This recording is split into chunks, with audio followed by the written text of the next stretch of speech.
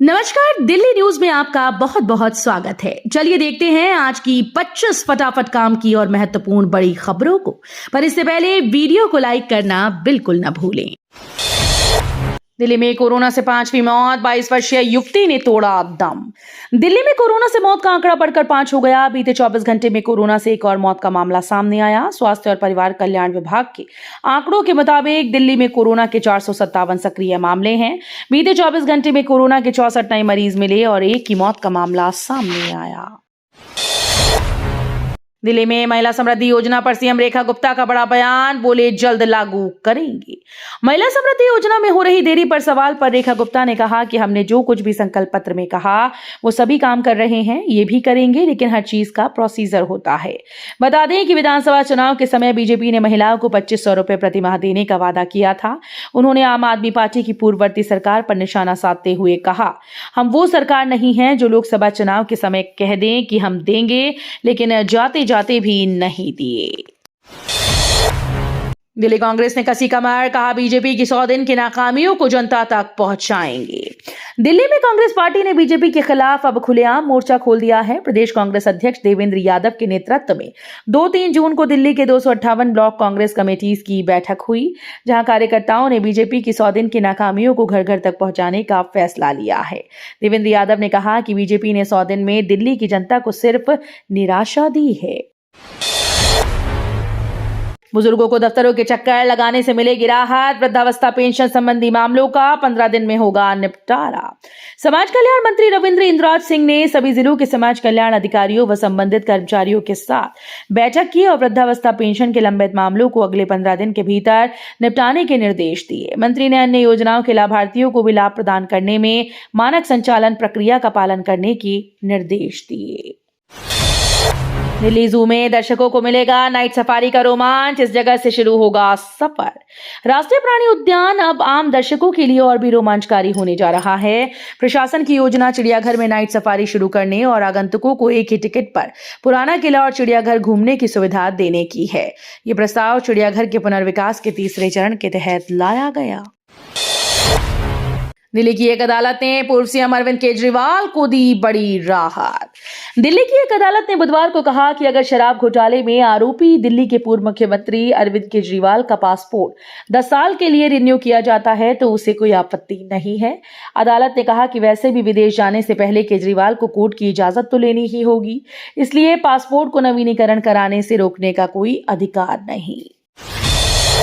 बाहर 11 मौतें, अंदर चल रहा आरसीबी की जीत का जश्न। बेंगलुरु के चिन्नास्वामी स्टेडियम के बाहर मची भगदड़ में 11 लोगों की मौत हो चुकी है, जबकि कई लोग घायल हुए। स्टेडियम के बाहर फैंस की मौत हो रही है, जबकि स्टेडियम के अंदर आरसीबी की जीत का जश्न जारी है, जिस पर सवाल उठने लगे हैं। लोगों का कहना है कि फैंस की मौत के बाद भी जश्न आखिर क्यों मनाया जा रहा है। इतनी मौतों के बावजूद सीएम सिद्धारमैया और deputy CM DK Shivakumar stadium के अंदर चल रहे जश्न में शामिल हैं।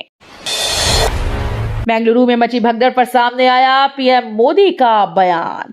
बेंगलुरु के चिन्नास्वामी स्टेडियम में आरसीबी की विक्ट्री परेड का आयोजन किया गया। इस दौरान स्टेडियम के बाहर भगदड़ मच गई और 11 लोगों की मौत की खबर सामने आई। इस घटना पर पीएम मोदी ने दुख जताया।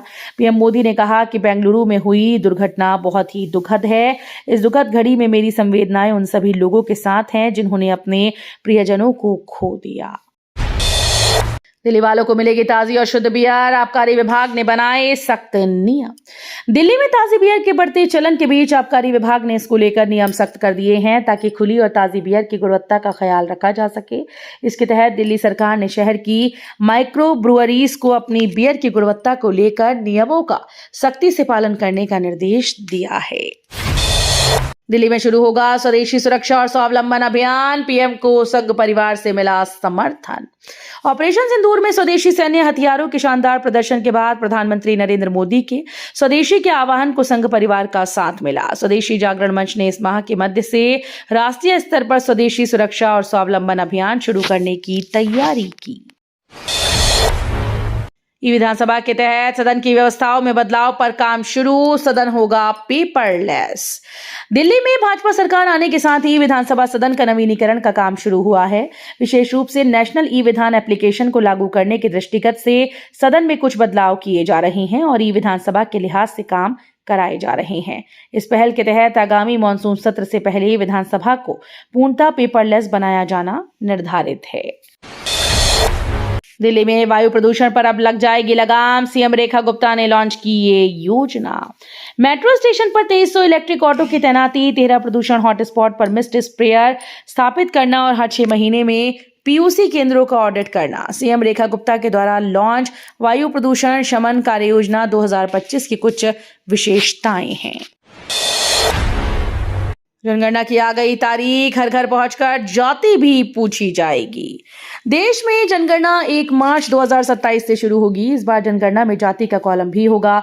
हर घर पहुंचकर जनगणना में जुटे कर्मचारी सभी की जाति पूछेंगे। हालांकि बर्फबारी वाले राज्यों और केंद्र शासित प्रदेशों में जनगणना अगले साल अक्टूबर में शुरू हो जाएगी।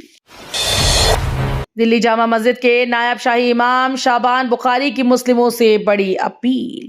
दिल्ली के जामा मस्जिद के नायब शाही इमाम मौलाना सैयद शाबान बुखारी ने बकरीद को लेकर मुस्लिम समुदाय से खास अपील की। शाबान बुखारी ने कहा कि ईद उल अजहा मुसलमानों की खुशियों के दिनों में से एक है। मेरी लोगों से गुजारिश है कि बकरीद पर कुर्बानी बंद जगह पर ही करें।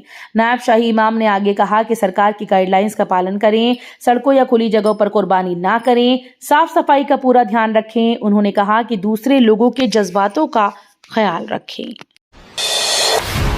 दिल्ली में गाड़ियों के लिए आ रहा बेहद सख्त नियम, लाखों वाहनों पर नवंबर से लग जाएगा प्रतिबंध। दिल्ली में प्रदूषण कम करने के लिए एक बड़ा कदम उठाया गया है। दिल्ली की सीएम रेखा गुप्ता ने एयर पॉल्यूशन मिटिगेशन प्लान 2025 का ऐलान कर दिया। ये योजना गाड़ियों से होने वाले प्रदूषण, धूल, कचरे से निपटने के लिए है। साथ ही इसका उद्देश्य साफ परिवहन और हरियाली को बढ़ावा देना है। भाऊ गैंग का शूटर मुठभेड़ में गिरफ्तार, 4 किलो गांजे के साथ पकड़े 2 तस्कर। दिल्ली पुलिस की स्पेशल सेल की टीम और भाऊ गैंग के शूटर दीपक के बीच अलीपुर इलाके में मंगलवार को मुठभेड़ हो गई। मुठभेड़ के दौरान शूटर दीपक के पैर में गोली लगी और उसे पकड़ लिया गया। दूसरी तरफ पुलिस ने 4 किलो गांजे के साथ 2 तस्करों को गिरफ्तार किया। दिल्ली के सरकारी स्कूल्स में लागू होगी नई शिक्षा नीति, इनको बनाया जाएगा लीडर। राष्ट्रीय शिक्षा नीति 2020 को जमीनी स्तर पर प्रभावी ढंग से लागू करने के लिए दिल्ली सरकार ने सरकारी स्कूल में नोडल शिक्षक नामित करने की प्रक्रिया शुरू कर दी है। ये कदम शिक्षा प्रणाली में नीतिगत बदलाव को कक्षा तक पहुंचाने के उद्देश्य से उठाया गया है।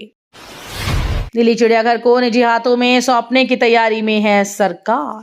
कांग्रेस ने बुधवार को दावा किया कि सरकार दिल्ली के चिड़ियाघर का निजीकरण करने की योजना बना रही है। कांग्रेस संचार विभाग के प्रभारी जयराम रमेश ने कहा कि चिड़ियाघर, राष्ट्रीय उद्यान, बाग और अन्य रिजर्व और अभयारण्य सार्वजनिक सेवाएं हैं, लेकिन मोदी सरकार इनके भी निजीकरण की योजना पर काम कर रही है। दिल्ली में आज तेज आंधी बारिश का येलो अलर्ट, आगे 42 डिग्री तक जा सकता है तापमान। राष्ट्रीय राजधानी दिल्ली के साथ ही एनसीआर में अगले 24 घंटे के दौरान तेज आंधी और हल्की बारिश का येलो अलर्ट है। 30 से 40 किलोमीटर प्रति घंटे की स्पीड से हवाएं चलने की संभावना है। कल भी दिल्ली एनसीआर में हल्की बौछारें पड़ सकती हैं। मौसम खराब होने के दौरान हवा की स्पीड 50 किलोमीटर प्रति घंटा तक पहुंच सकती है। सिसोदिया सत्येंद्र जैन की फिर बड़ी मुश्किलें, भ्रष्टाचार मामले में एसीबी ने भेजा समन। दिल्ली सरकार के स्कूल्स में कक्षाओं के निर्माण में कथित भ्रष्टाचार को लेकर भ्रष्टाचार निरोधक ब्यूरो ने दिल्ली के पूर्व मंत्रियों और आप नेताओं मनीष सिसोदिया और सत्येंद्र जैन को समन जारी कर दिया है। सत्येंद्र जैन को कल एसीबी कार्यालय में बुलाया गया है, जबकि मनीष सिसोदिया को 9 जून को पेश होने को कहा गया। दिल्ली के रोहिणी में भरभरा कर ढही इमारत, 2 लोगों के फंसे होने की आशंका। दिल्ली के रोहिणी के सेक्टर 7 इलाके में बुधवार को एक कमर्शियल इमारत गिर गई। बिल्डिंग के मलबे में 2 लोगों के फंसे होने की आशंका है। घटना की सूचना मिलते ही दिल्ली फायर सर्विस ने मौके पर कई दमकल गाड़ियां भेजी। एनडीआरएफ को भी इमारत गिरने की जानकारी दी गई। विमान यात्रा के दौरान महिला को घूरने के आरोपी के खिलाफ एफआईआर कोर्ट ने रद्द की। दिल्ली हाई कोर्ट ने विमान में सहयात्री महिला को घूरने के आरोपी व्यक्ति के खिलाफ दर्ज एफआईआर को रद्द कर दिया। न्यायमूर्ति रविंदर डोडेजा ने देखा कि दोनों पक्षों ने समझौता कर लिया है और विवाद को लंबा खींचने से कोई फायदा नहीं। शिकायतकर्ता महिला ने कोर्ट के समक्ष पुष्टि की कि उसने बिना किसी दबाव, भय या जबरदस्ती के याचिकाकर्ता के साथ मामले का निपटारा किया है।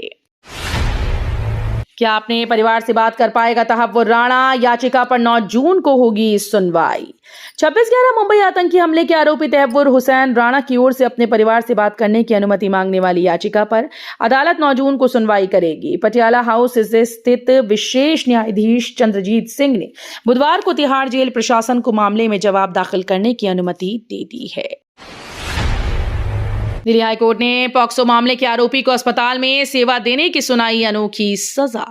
दिल्ली हाईकोर्ट ने पॉक्सो के एक मामले में आरोपी को अनोखी सजा दी है। अदालत एफआईआर रद्द करने की याचिका पर सुनवाई कर रही थी। न्यायमूर्ति संजीव नरूला ने एफआईआर रद्द करने का आदेश देते हुए आरोपी को लोक नायक जयप्रकाश नारायण अस्पताल में 1 महीने तक सामुदायिक सेवा करने का निर्देश दिया है। राहुल गांधी ने सेना और 140 करोड़ लोगों का किया अपमान। कांग्रेस नेता राहुल गांधी ने मध्य प्रदेश के भोपाल में एक कार्यक्रम के दौरान भारत और पाकिस्तान के बीच सीज फायर को लेकर ऐसा बयान दिया जिस पर राजनीतिक बवाल शुरू हो गया। राहुल गांधी ने सरकार पर सरेंडर करने का आरोप लगाया। अब भाजपा के अध्यक्ष जेपी नड्डा ने इस पूरे मामले पर राहुल गांधी पर बड़ा हमला बोला है। तो ये थी आज की बड़ी खबरें। रोजाना ऐसे ही सबसे पहले अपडेट पाने के लिए चैनल को सब्सक्राइब करना बिल्कुल न भूलें। धन्यवाद।